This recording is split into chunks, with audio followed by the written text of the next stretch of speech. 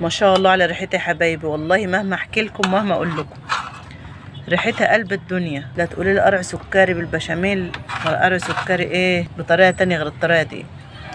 اعملي الطريقه ديت وهتدعي لي والله. ممكن تعملها كمان في طواجن فخار. ازيكم يا حبايبي، عاملين ايه؟ يا رب كلكم تكونوا بخير. النهارده ان شاء الله هنعمل القرع بطريقتين، وهقول لكم ازاي تخزنوه فتره طويله اكتر من سنه بنفس اللون وبنفس الطعم وبنفس الريحه، مفيش اي تغيير فيه خالص. وكمان هعمله معاكم صينيه حلوه قوي تعجبكم ان شاء الله لو عملتيه بالطريقه ديت. طريقه زمان يا حبايبي بتاعت حمات الله يرحمها ويحسن الله يا رب. جربي كده انك تعملي صينيه القرع السكري بالطريقه دي او تخزنيه بالطريقه دي. القرع السكري ايامه ديت هاتي منه وخزني واعملي لاولادك، واعملي كميه كبيره لرمضان. كل سنه وانتم طيبين، بيبقى حلو قوي في رمضان وحلو بعد في الاكل في الحلويات في اي حاجه. القرعايه ديت انا كنت جايباها ب35 جنيه، بس مش عارفه ميزانها كام. انا هوزنها وارجع لكم تاني، انا نسيت اوزنها. بصوا حبايبي وزنتها طلعت 4 كيلو ونص، يعني الكيلو واقف زي 7 جنيه كده ولا حاجه. طلع اللب، شوفوا اللب بتاعها ما شاء الله. دي بقى باخده احمصه واحطه في الشمس واحمره كده في الفرن ورايا او في طاسه كده على النار بعد ما تنشفيه. القرع ده بقى بتلاقيه في السوق او بتلاقيه في الوكيل بتاعه الفاكهه، فدي ايامه. هاتوا منه بقى كميه كده وفرزاه زي ما هوريكم دلوقتي، وتطلعي كل فتره كده كيس تعملي لاولادك حلويات، وادخلوا بس كده اسالوا على فوائد القرع السكري، هتنبهروا بالنتيجه والله يا حبايبي. شويه اللب دولت لو بجيبهم من بره هجيبهم اقل حاجه خالص ب 10 15 جنيه، يعني القرعيه دي وقفت عليا حوالي ب 20 او 25 جنيه. الله العظيم العظمه لله، اشهد ان لا اله الا الله محمد رسول الله. انا هوريكم بس حاجه على السريع كده واخلصها بقى وارجع لكم تاني. بتقشروها بالراحه كده، خدوا بالكم حبايبي وانتوا بتقشروها، يعني بالراحه خالص، خليكي حذره وانت بتقشري، لان السكينه بتعدي القشره جامده والسكينه بتعدي على ايديكي وانت مش واخده بالك. طبعا بعد كده بتحوشي الحاجات اللي هنا كده، الشعيرات اللي زي دي تطلعاها كده. بس هوريكم طريقه التقطيع بتاعتي. هقطعها بطريقتين يعني. اول طريقه، وديت الطريقه اللي بعمل بيها الصينيه دايما. طبعا لو ما عندكيش مبشره زي ديت هتقطعيها شرايح صغيره كده زي ما تكون بتعملي شيبسي كده، بس دي سريعه معايا يعني، خلصنا بسرعه بصراحه ما شاء الله عليها يعني. دي طريقه هتعملي كده، تعمليها شرايح رفيعه خالص كده عشان تستوي معاكي كده. بس طبعا المبشره بتخلي القطعه معاكي رفيعه شويه. شايفين دي من دي السمك ده من السمك ده، لان عمرك ما هتعملي زي مبشره الشيبسي، فكل ما ترفعيها كل ما تستوي معاكي بسرعه يعني.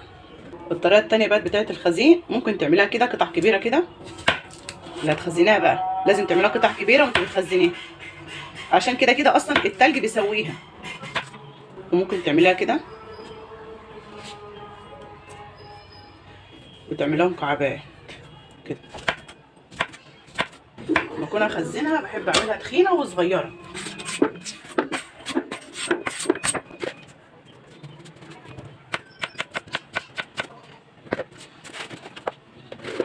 اخلص بقى واوريكم في الاخر ده وده، ونشوف الاضافه اللي هنضيفها على اللي احنا هنخزنها. خلصتها تقطيع بالمخرطه اهو.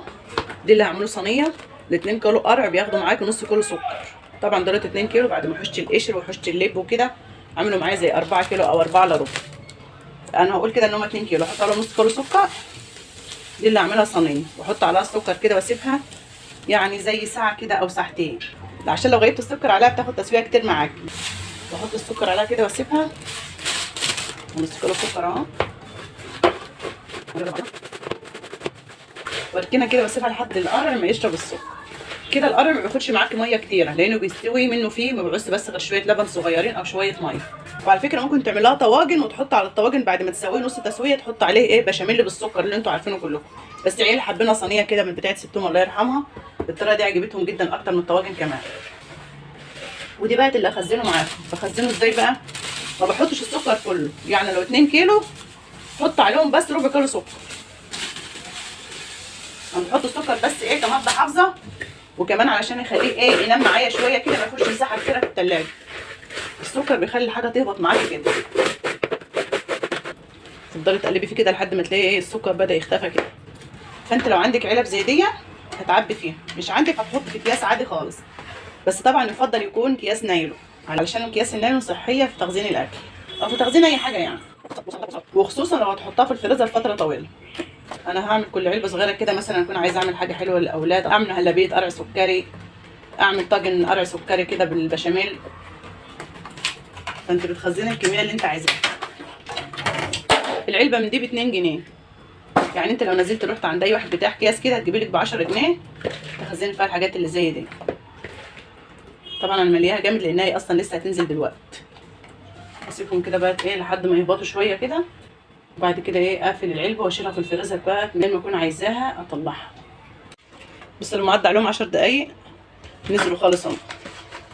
عارفين كده بقى في حاجه مهمه نسيت اقول لكم عليها يا حبايبي، لو انت تستعملي القرع السكري في اكل يعني مش في حلويات ما تحطيش عليه سكر، خزنيه زي ما هو كده.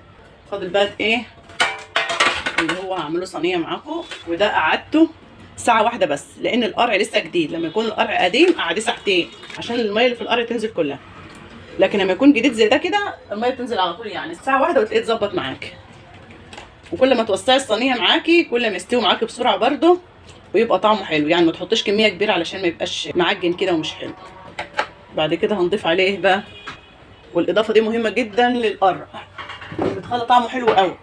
معلقتين سمنه بلدي، لو عندك مش عندك حطي معلقتين زيت بس يكون زيت نضيف يعني. بس بصراحه القرع السكري بالسمنه البلدي حاجه كده ايه تستاهل التجربه والله يا حبايبي. وعلى فكره انا بعمل البطاطا بنفس الطريقه، نفس الطريقه بالظبط، بتطلع معايا تحفه والله يا حبايبي تحفه. لازم تضيفي عليه شويه لبن او شويه ميه، ممكن تضيفي اللبن والميه بعد ما ياخد نص تسويه كده. فانت عايزه تضيفي اللبن او الميه مره واحده ضيفي، عايزه تضيفها بعد ما ياخد نص تسويه كده وتلاقيه قرب ينشف ضيفي، كله رايح لبعضه في الاخر يعني مش هتفرق. لو تحطيه في البوتاجاز هتحطيه على الرف الاولاني، تحمل البوتاجاز الاول كده تخليه درجه حراره عاليه، وبعد كده تحطيه على الرف اللي تحت خالص وتهدي النار وتخليها وسط علشان يستوي معاك ويبقى طعمه حلو. ولما يستوي خالص يبقى 10 على 10. لو الفرن بتاعك بيولع مره كده ومره كده هترجعي تطفي بقى الفرن وترفعيه على الشبكه وتولعوا له الشوايه بس لمده دقيقتين 3 كده بس ياخد منك لون احمر وحلو. بس انا هسويه في الفرن الغاز العادي هتشوفوه معايا دلوقتي. الفرن ده بحب اعمل فيه كل حاجه. بتحطيه بتخلي النار من الجوانب هاديه كده ومن تحت النار حاميه، اول ما يبدا في الغليان تهدي النار وتعملها وسط. هياخد معاكي زي ساعه او ساعه الا ربع كده تبع القرعيه بتاعتك. في قرع بيبقى فيه ميه كتير ما بياخدش تسويه كتير، وفي قرع بيبقى ناشف ومن زمان بياخد تسويه كتير. اهم حاجه اول ما يبدا في الغليان تهدي النار عليه وتعملها وسط كده، ولما تلاقيه قرب يستوي نص تسويه تهدي النار خالص وتخليها هاديه خالص علشان يستوي معاكي ويبقى ارضيته محميه وحلوه، ويبقى من فوق كمان احمر وحلو كده واخد لون برده لو انت عاملاه في الفرن اللي زي ده. وقف بقى يا حبايبي ونرجع مع بعض بعد ما القرع ما يستوي ونشوفه مع بعض واحنا بنغرفه.